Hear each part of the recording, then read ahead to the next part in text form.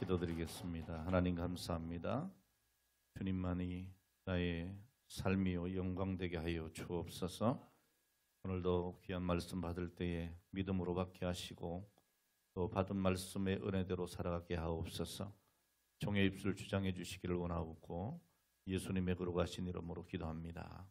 아멘. 할렐루야.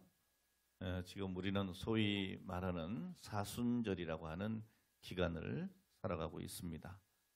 해마다 이 시기에 늘 말씀드린 바와 같이 우리 교단은 이 사순절이라고 하는 용어를 사용하지 않도록 총회에서 결의를 한 바가 있습니다.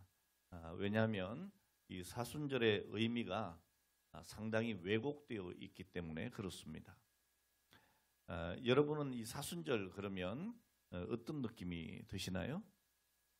아마 이런 생각이 들 거예요. 사순절 절제하는 기간 또는 금식하는 기간 또 금욕을 하는 기간 뭐 이런 생각들을 대체로 많이 하시고 그런 단어들을 떠올리실지 모르겠습니다.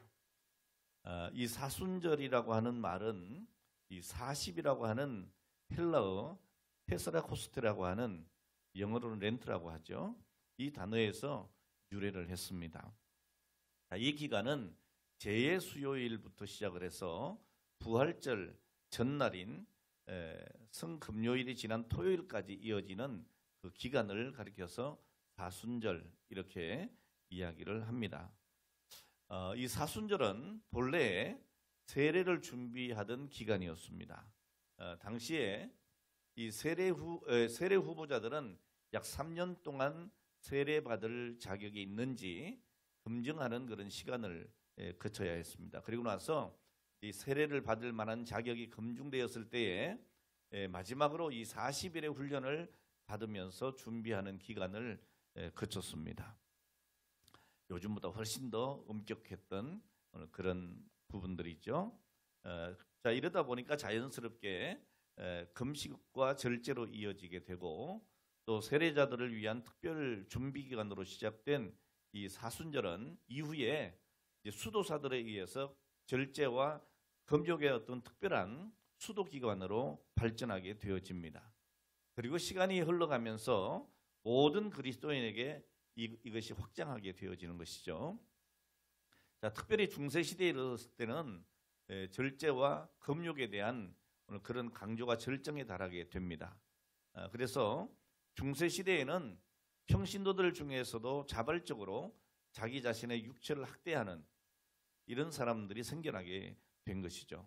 그래서 이 기간에 금식을 할 뿐 아니라 거친 직물로 짠 그런 옷을 맨살 위에 입고 스스로 채찍질을 하면서 고행하는 이런 사람들이 있었습니다.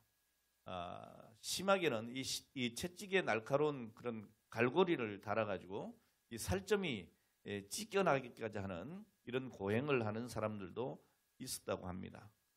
요즘에는 어느 국가에 보면 지금도 이런 사순절이나 고난주간에 예수님처럼 십자가를 지고 진짜로 이 손에다가 못을 받고 그 십자가를 지는 그런 고행을 하는 사람들도 있다고 하는 것을 여러분 해외 토픽이나 이런 데서 아마 본 기억이 여러분들이 있을 겁니다. 자, 이 사람들은 고행을 하면 할수록 신앙적으로 더 굳건히 세워지는 사람이다라고 생각을 했습니다. 그런 시대였습니다. 자, 이렇게 절제와 금욕이 이 사순절의 주된 관심사가 되면서 우리말로는 사육제라고 불리는 세속적인 절기, 그런 축제죠. 카니발이라고 여러분 아실 겁니다. 이 카니발이 생겨나게 된 겁니다. 이 라틴어로 카르네 발레라고 하는 이 단어는 무슨 뜻을 가지고 있는가 하면 고기의 안녕을 구하다 이런 얘기입니다. 고기의 안녕을 구하다. 자, 이런 의미를 담아서 카니발이라고 불렀습니다. 자, 그러니까 이 카니발이라고 하는 축제는 사순절 바로 직전에 고기를 실컷 먹어두는 일종의 이별식 같은 거예요. 고기하고는 이제 사순절 기간 동안에는 이별한다.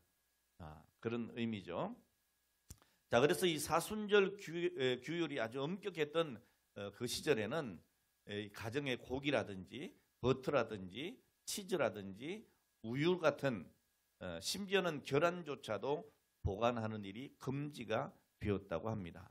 자, 그래서 이 사순절에 모든 것들을 다 내어놓고 그 전에 내일이 사순절이다 그러면 그 하루 전날 모든 것을 다 내려놓고 소비하는 이러한 현상이 발생하게 된 것이죠.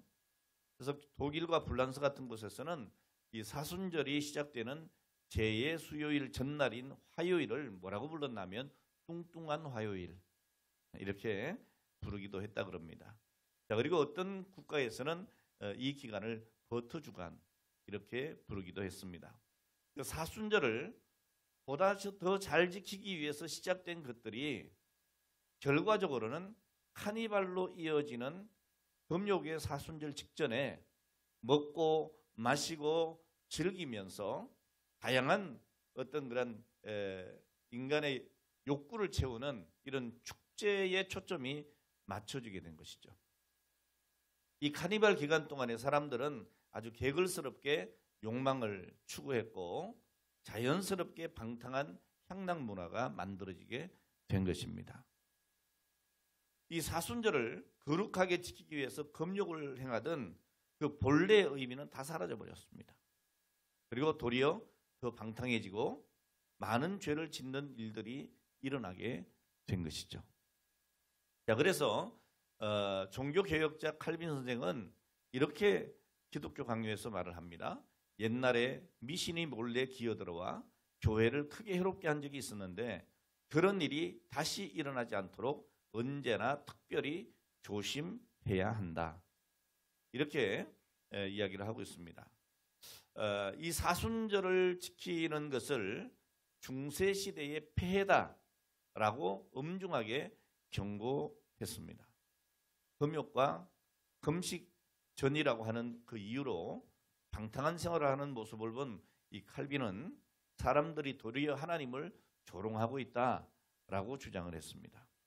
자, 이처럼 여러분 이 사순절 기간을 통해서 우리가 더 하나님을 가까이 하고 예수 그리스도의 십자가의 구속의 의미를 생각하고 또 그 구속의 의미를 가지고서 그 기간을 잘 지내야 하는데 인간들은 이것을 오히려 자기 욕망을 채우는 축제로 만들어버리고 말았던 것이죠. 자, 그럼 우리는 이 부활절 전 40일인 소위 말하는 이 사순절 기간을 어떻게 보내야 되겠는가 하는 것을 생각하고자 하는 것입니다. 여러분, 이 사순절은 본래 우리를 살리신 그리스도의 사랑을 묵상하고 그리스도의 사랑으로 거듭나는 기간입니다. 믿습니까? 네, 그래서 우리 교회는 이 변질된 사순절이라고 하는 말 대신에 예수 순환 묵상 기간 또는 영적 각성 기간 뭐 이렇게 우리가 부르기도 합니다.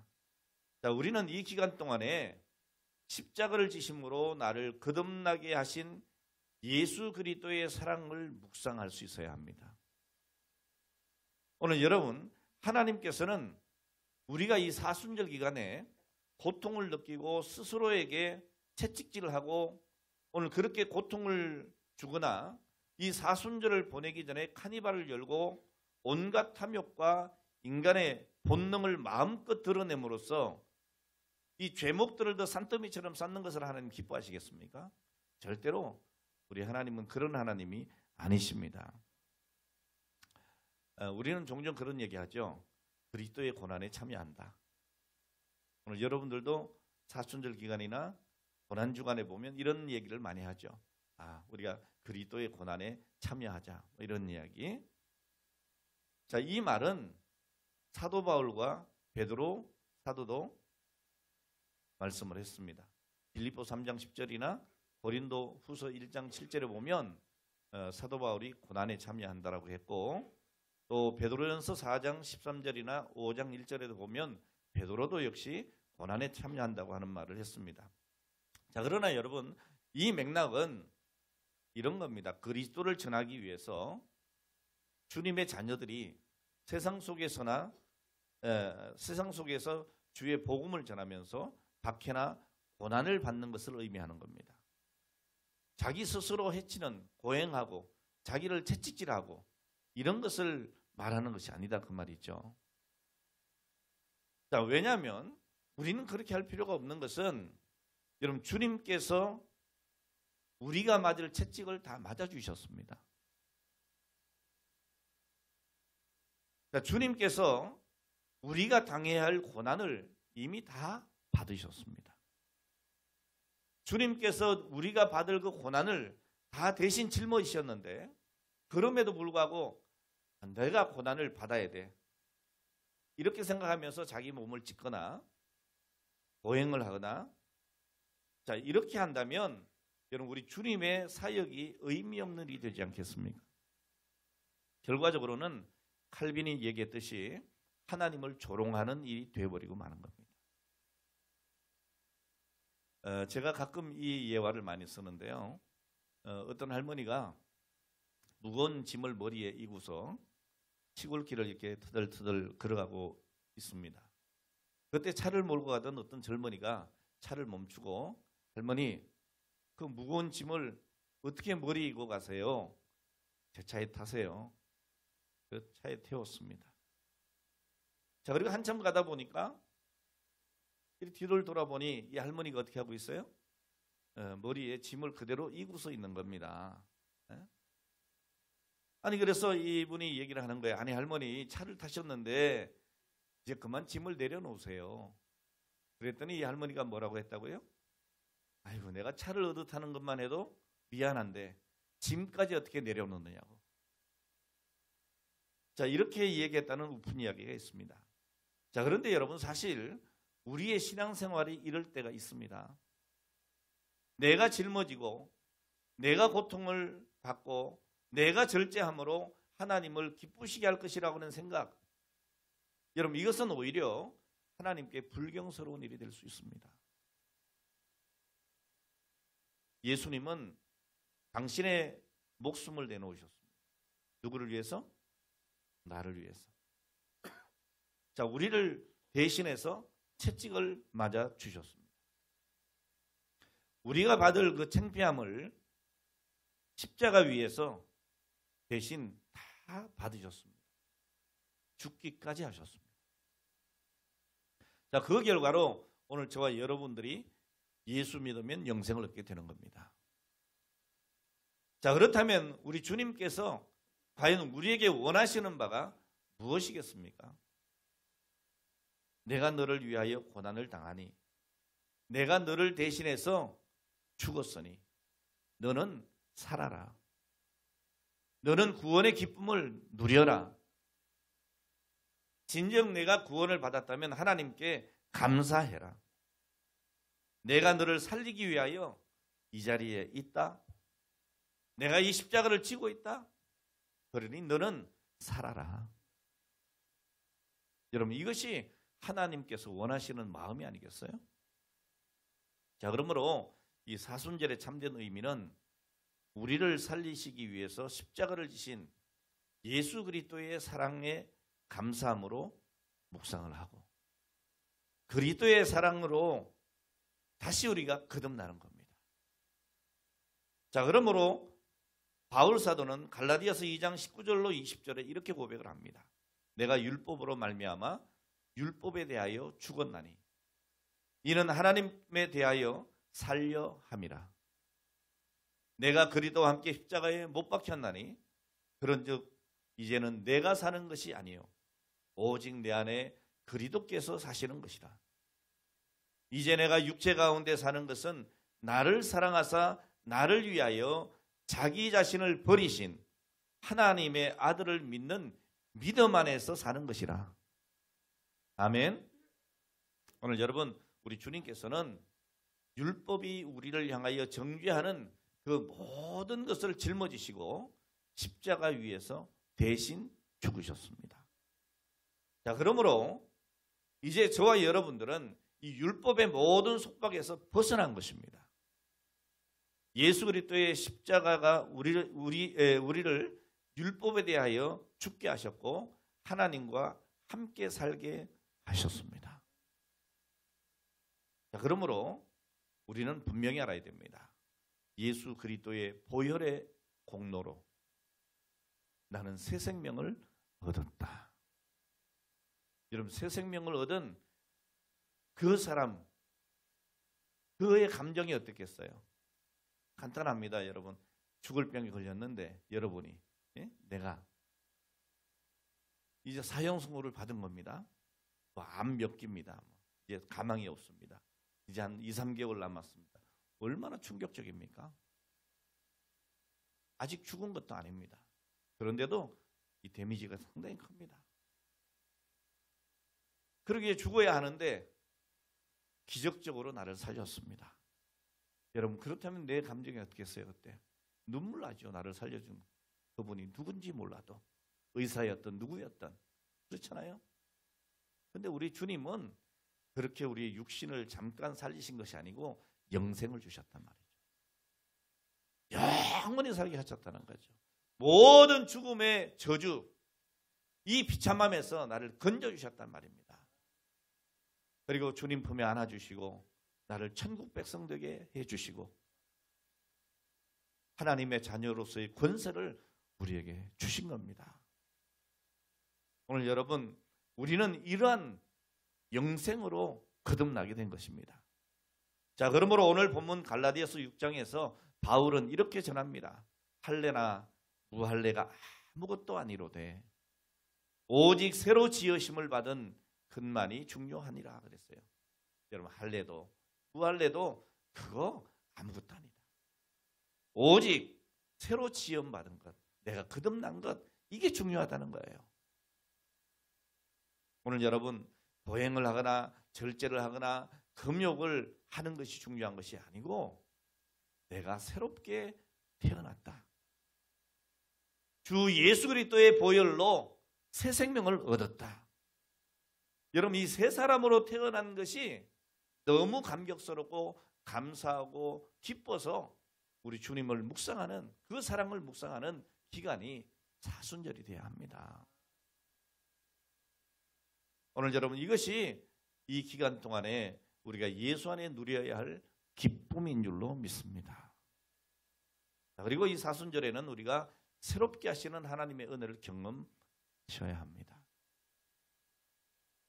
다시 말씀드리지만 이 기간 동안에 우리는 금욕이나 고행이 아닌 구원의 기쁨을 따라서 새롭게 하시는 하나님의 은혜를 경험해야 합니다. 여러분, 사순절이나 고난주간에 우리가 생각해 볼 것이 있습니다. 뭡니까? 우리가 대체로 이 기간 되면 뭘 하죠?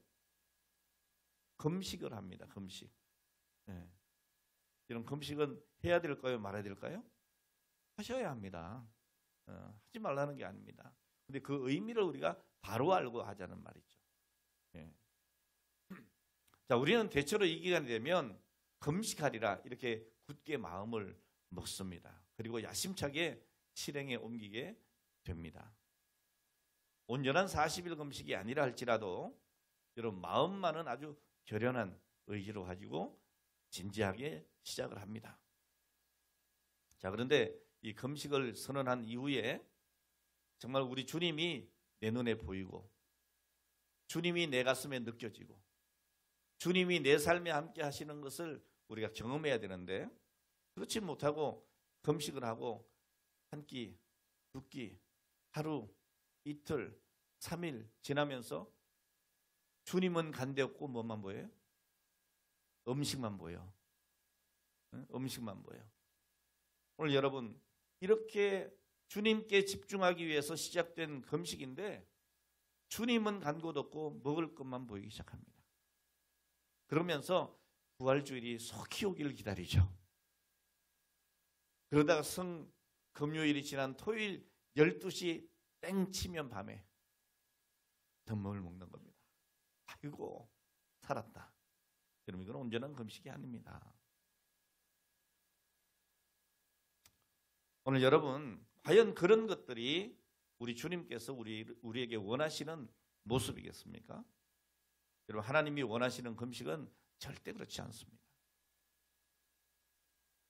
오늘 여러분, 다이어트라는 거 해보셨어요? 뭘 끄떡거려 우리 집사님은.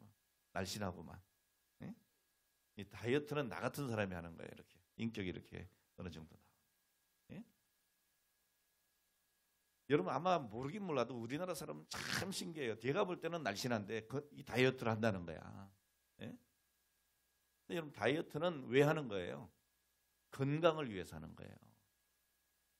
건강을 위해서 다이어트를 하는 거예요. 건강한 식습관을 가지고 건강한 몸을 만들어 가고자 하는 것인데, 그래서 식단을 절제를 하고 하루하루 보내게 되죠. 물론 힘이 듭니다.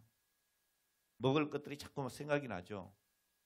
그리고 목표의 날까지 잘 견디고 그 다음 날 먹지 못한 것을 왕창 먹는다. 여러분 다이어트 하나만 아니에요. 여러분 그것이 무슨 의미가 있겠어요? 여러분 사순절도 그렇습니다.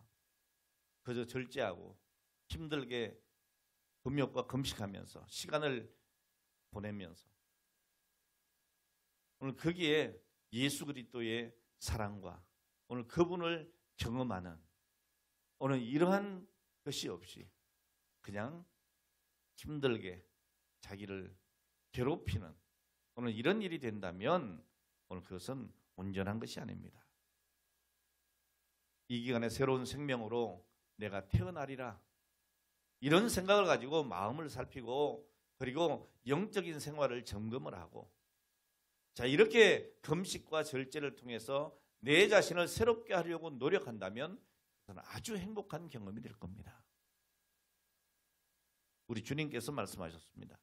누구든지 그리스도 안에 있으면 새로운 피조물이라 이전 것은 지나갔으니 보라 새 것이 되었도다. 여러분 이 경험이 바로 이 사순절이라고 하는 이 기간에 누리는 기쁨인 것입니다. 자, 주님께서는 십자가를 통해서 오늘 저와 여러분들을 새롭게 지으셨습니다. 오늘 여러분들은 새로운 피조물이십니다. 믿습니까? 여러분 새로운 존재로 나아가는 것 이것이 소위 말하는 사순절의 기쁨이어야 합니다.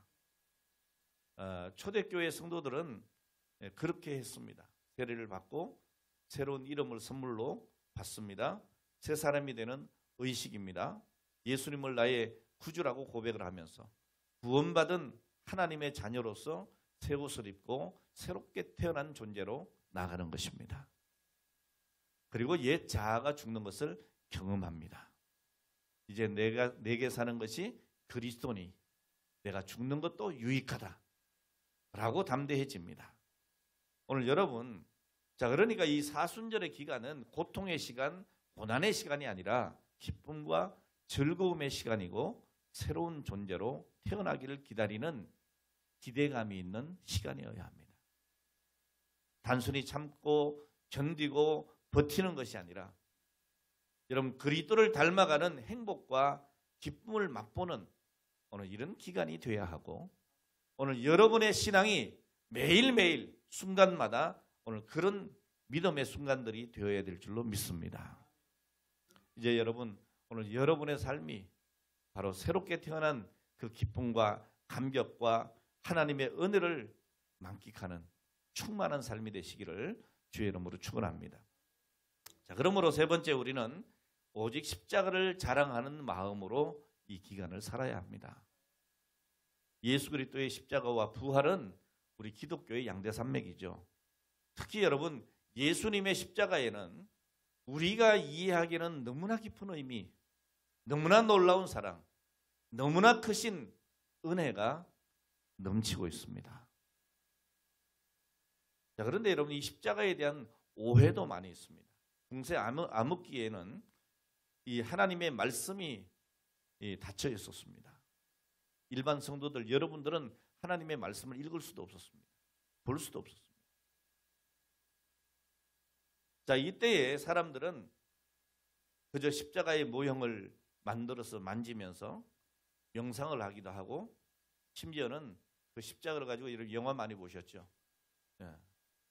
퇴마, 귀신을 쫓아내는 이럴 때 십자가를 들고서 나가는 이런 것들을 보기도 했는데 바로 그런 데 사용을 하기도 했습니다. 더 나아가서 이 예수님의 십자가의 의미를 뒤로한 채로 다른 모든 종교에도 구원이 있다라고 외치는, 주장하는 종교다원주의, 이것이 굉장히 우리가 경계해야 되는데, 언젠가 여러분 로마 교황이 우리나라에 와서 이런 소리를 했습니다. 모든 종교에 다 구원이 있다고. 그럼 그렇습니까, 여러분? 절대로 그렇지 않죠. 여러분, 구원은 오직 예수 그리스도입니다. 예수 외에는 구원받을 이름이 없습니다. 아버지께 나아가는 자는 반드시 예수 그리스도를 통해서 나가는 겁니다. 16세기 종교개혁자인 루터와 칼빈은 로마 교황이 적그리스도이다라고 공언을 했습니다. 1647년에 제정된 웨스트민스터 신앙 고백서 25장 6항에 보면 교황은 적그리스도요 불법의 사람이다 라고 명시하고 있습니다. 그리고 1962년 제2차 바티칸 공회에서 교황 요한 23세는 모든 종교에도 구원이 있다라고 주장을 합니다. 오늘 여러분, 이걸 우리가 받을 수 있겠습니까? 그래서 우리는 천주교는 이단이라고 얘기를 합니다. 오늘 여러분, 예수님의 재림을 부정하고 다른 종교에도 구원이 있다고 하며 오늘 예수님만이 구주라고 고백하고 주장하는 성도들을 정신적인 폭력 집단이라고 매도하는, 오늘 이들은 분명한 강명한 천사의 모습으로 나타나는 적그리스도입니다. 오늘 여러분, 우리는 누가 뭐라고 해도 구원은 오직 예수께로부터입니다. 예수 외에는 구원받을 이름이 없습니다. 모든 종교에 다 구원이 있는 것이 아니고 오직 예수 안에 구원이 있습니다. 어떤 사람들은 이렇게 얘기하면, 야, 정말 기독교는 포용력이 없다, 관용이 없다, 독선적이다, 독단이다 라고 얘기하지만 여러분, 진리는 바뀔 수가 없는 거예요. 바뀔 수가 없는 거예요.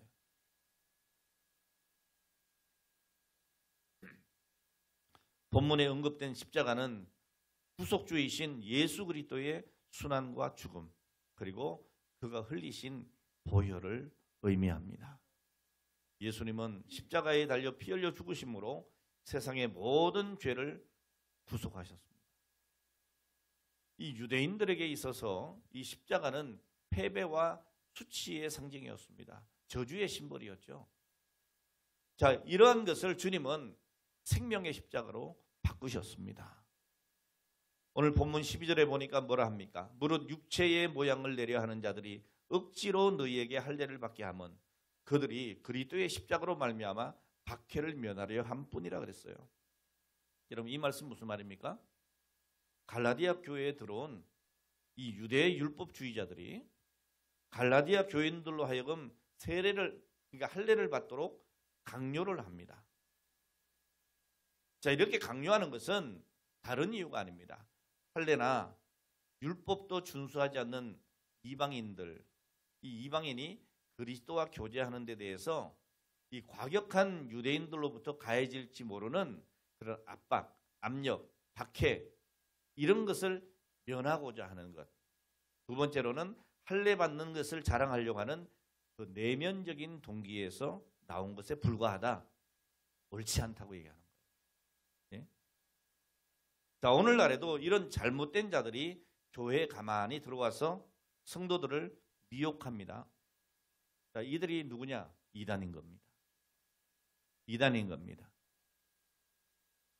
자, 그런데 본문을 보면 예수님의 십자가를 누구보다도 깊이 묵상하고 자랑스러워했던 사도 바울은 이들에 대해서 담대하게 맞서고 있습니다. 뭐라고 합니까? 14절에 보니까 그러나 내게는 그럽니다. 그러나 내게는 너희는 할례 무할례 율법으로 뭔가 자꾸 주장을 하지만 그러나 내게는 우리 주 예수 그리스도의 십자가 외에 결코 자랑할 것이 없다. 그리스도로 말미암아 세상이 나를 대하여 십자가에 못 박히고 내가 또한 세상에 대하여 그렇다. 이렇게 담대하게 이야기하고 있습니다. 사람들이 예수님에 대해서 가장 크게 실망하고 경멸하게 된 것은 십자가에 달린 것 때문에 그렇습니다. 오늘 그들이 십자가에 달린 예수를 어떻게 합니까? 조롱합니다. 네가 하나님이냐? 내려와 봐라. 사람들은 이 나무에 달린 것은 하나님의 저주를 받은 것이라고 생각을 했습니다. 그런데 바울은 그렇지 않았습니다. 이 십자가 외에 나는 결코 자랑할 것이 없다 그랬습니다. 세상 사람들이 무시하고 경멸하는 십자가를 사도 바울은 온 마음을 다해서 자랑을 하고 있습니다. 왜 그랬겠습니까? 먼저는 여러분 이 십자가를 자랑한 이유가 뭡니까? 죄로 가득한 세상으로부터 이 십자가로 말미암아 오늘 우리의 인간의 모든 저주가 제거되었기 때문입니다. 자, 그리고 모든 구원과 축복이 바로 이 십자가에서 시작하게 되었습니다. 여러분 예수님의 십자가 신앙을 가진 우리는 용서받은 자들입니다. 오늘 여러분 분명히 예수 그리스도를 믿으십니까? 그러면 구원받았습니다. 할렐루야. 주님께서 말씀하셨습니다. 누가복음 22장 20절. 이 잔은 내 피로 세우는 새 언약이니 곧 너희를 위하여 붓는 것이라고 했습니다. 오늘 여러분 그리스도의 평강이 어디서부터? 십자가로부터 흘러나오는 겁니다.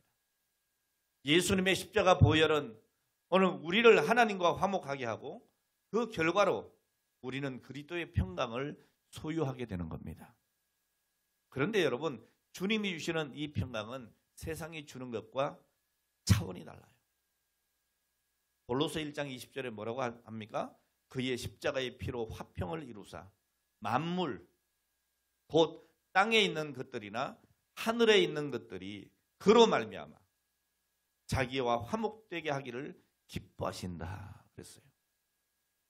오늘 여러분 그리스도의 평강이 어디서부터? 십자가로부터 흘러나오는 겁니다. 자, 그리고 거룩과 성화의 축복이 바로 이 십자가로부터 흘러나오는 것입니다. 십자가 보혈은 우리를 모든 죄와 불의에서 깨끗하게 합니다. 요한일서 1장 7절에 분명히 말씀합니다. 그 아들 예수의 피가 우리를 모든 죄에서 깨끗하게 하실 것이요. 여러분 사도 바울은 이 위대한 십자가를 죽음을 다해서 목숨을 걸고 사랑하고 자랑한다. 이렇게 고백하고 있는 것입니다. 오늘 그뿐 아닙니다, 여러분. 그리스도의 십자가는 죄인인 우리를 거룩하신 하나님께 나아가 기도할 수 있도록 담력을 주는 것입니다. 오늘 예수님의 보혈은 우리에게 성소에 나아갈 담력을 주는 능력이 있다고 히브리서 10장 19절에 말씀하고 있습니다. 그리고 결정적으로 여러분 예수님의 십자가는 우리가 하나님의 사랑을 깨닫게 해주신다는 거예요. 여러분 요한복음 3장 16절 잘 아시죠? 암송해 보실까요? 시작. 하나님이 세상을 이처럼 사랑하사 독생자를 주셨으니 이는 저를 믿는 자마다 멸망치 않고 영생을 얻게 하려 하심이니라. 아멘. 오늘 여러분 십자가는 하나님의 사랑을 알게 합니다. 그리고 예수 그리스도의 십자가는 믿는 자에게 승리를 안겨주시는 위대한 도구가 되는 겁니다. 그러니까 여러분 우리가 이런 십자가를 자랑하지 않고 뭘 자랑하겠습니까? 오늘 여러분 십자가를 자랑하시기 바랍니다. 오직 십자가. 나는 십자가만을 자랑하노라. 오늘 이것이 우리의 믿음 되기를 주 이름으로 축원합니다. 오늘 말씀을 마치겠습니다. 여러분 십자가 구원의 능력을 맛보신 적이 있으십니까? 오늘 여러분은 십자가로부터 흘러나오는 그 용서와 평강과 성결과 기도응답의 기쁨을 경험하고 있습니까? 오늘 여러분 사도 바울처럼 오직 예수 그리스도의 십자가만을 자랑하고 있습니까? 오늘 여러분 십자가를 자랑할 이유를 가지고 있는 그 사람만이 진정한 십자가의 은혜를 누리고 하나님의 일에 헌신할 수가 있습니다. 사도 바울의 고백을 다시 한번 우리가 들어봅니다. 갈라디아서 2장 20절에 보면 이렇게 말씀합니다. 내가 그리스도와 함께 십자가에 못 박혔나니 그런즉 이제는 내가 산 것이 아니요 오직 내 안에 그리스도께서 사시는 것이라. 이제 내가 육체 가운데 사는 것은 나를 사랑하사 나를 위하여 자기 자신을 버리신 하나님의 아들을 믿는 믿음 안에서 사는 것이라. 오늘 사랑하는 여러분, 우리는 부활절을 기다리면서 예수님의 십자가를 묵상하고 또 묵상하게 되기를 바랍니다. 오늘 여러분은 주님이 여러분에게 맡겨주신 십자가, 승리가 보장된 그 주님의 십자가의 은혜를 깨닫고 오늘 여러분 그 십자가 바라보고 눈물을 흘리고 내 자신을 학대하지 말고 오히려 주신 은혜의 기쁨, 구원의 감격, 그리스도의 사랑을 깨닫고 우리 하나님 앞에 기쁨으로 헌신하고 내게 주어진 사명 감당하면서 우리 하나님의 은혜를 갚을 수 있는, 우리 하나님이 기뻐하시는 삶을 살아가는 오늘 여러분들이 되시기를 바랍니다. 바울의 믿음을 고백하면서 우리도 그를 따라가면서 우리 모두 주님의 십자가를 가슴에 품고 구원의 기쁨을 노래하고 내게 주어진 복음의 사명 행복하게 감당하는 오늘 저와 여러분 되시기를 다시 한번 축복합니다. 기도하겠습니다. 사랑의 하나님, 감사합니다. 죄로 죽었던 우리를 십자가의 은혜로 살리시고 십자가의 구원으로 거듭나게 하시고 십자가로부터 흘러나오는 용서와 평강과 성결과 기도의 응답의 기쁨을 경험하게 하시며 사도 바울처럼 예수 그리스도의 십자가를 자랑하게 하시니 감사합니다. 이제 그 은혜를 기억하고 또 그 믿음으로 살기를 원하면서 우리 하나님 앞에 귀한 예물을 구별하여 드립니다. 약속된 11조와 삶의 감사를 담아 감사의 예물을 드리고 하나님의 몸된 교회를 사랑하며 헌신의 예물들을 드립니다. 내 이웃을 내 몸같이 사랑하라 하시고 또 그들에게 주의 복음을 전하라 하신 그 명령에 순종하여 구제와 전도와 선교의 예물을 드립니다. 이 시간 우리의 몸과 정성과 뜻을 다하여 시간을 들여 하나님 앞에 우리 자신을 헌신합니다. 하나님 홀로 영광 받아 주시옵시며 사랑하는 머리 숙인 모든 성도들에게 하늘의 신령한 은혜와 복을 주시고 이 땅에 우리 하나님의 복음을 위하여 살아가는 아름다운 아버지 하나님 기름 부음의 복을 허락하여 주옵소서. 예수님의 거룩하신 이름으로 축복하며 기도하옵나이다. 아멘.